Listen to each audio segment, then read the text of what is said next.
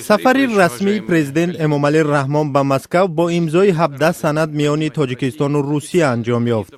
صرف نظر از انتظارات در اظهارات مطبوعاتی پرزیدنت ها درباره عفو مهاجران چیزی گفتن نشد.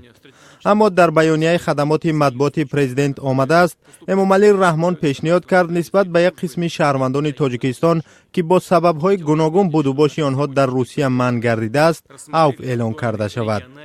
ولادیمیر پوتین در اظهارات مطبوعاتی خود گفت کشورش برای کار و زیست شهروندان تاجیکستان شرایط فراهم آورده است. باید بگویم کاری زیاد انجام می شود تا تاجیکستانی هایی که به روسیه می آیند هم خودشان هم عائله و نزدیکانشان شرایط مناسب زندگی و تحصیل داشته باشند و به خود را امن و راحت حس کنند. این مهم است چون در روسیه 1,200,000 شهروند تاجیکستان کار و اقامت می کنند و پولهای انتقالی آنها یک کمک جدی برای اقتصاد و خانواده هایشان به حساب می رود. پرزیدنت امامعلی رحمان در روز نخستین سفر رسمیش در ملاقات با مقامداران روس اظهار امید کرده بود که روسیه بار دیگر مهاجران اخراج شده تاجیک را عفو کند. در حال حاضر بیش از 200,000 ساکن تاجیکستان از حق سفر به روسیه محرومند.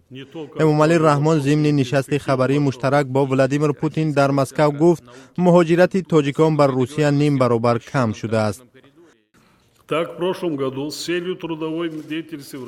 همین طور سال گذشته با مقصد فعالیت مهنتی تقریبا 480,000 شهروند تاجیکستان بر روسیه رفتند. این شماره 50% کمتر از دوره اوج این روند سالهای اول 10 ساله روان است که تا 1 میلیون مهاجر مهنتی ما به فدراسیون روسیه رفتند. با وجود این در این سمت هنوز مسئله های کشاده باقی میمانند که توجه ما را تقاضا دارند. остаются открытыми вопросы, требующие нашего внимания. سفر رسمی امامعلی رحمان به مسکو روز 16 اپریل آغاز شده تا 17 اپریل ادامه کرد. سازشنامه‌هایی که در دوام این سفر امضا شدند مربوط به سرمایه‌گذاری، مالیه و ساختمان 5 مکتب روسی در تاجیکستان بودند.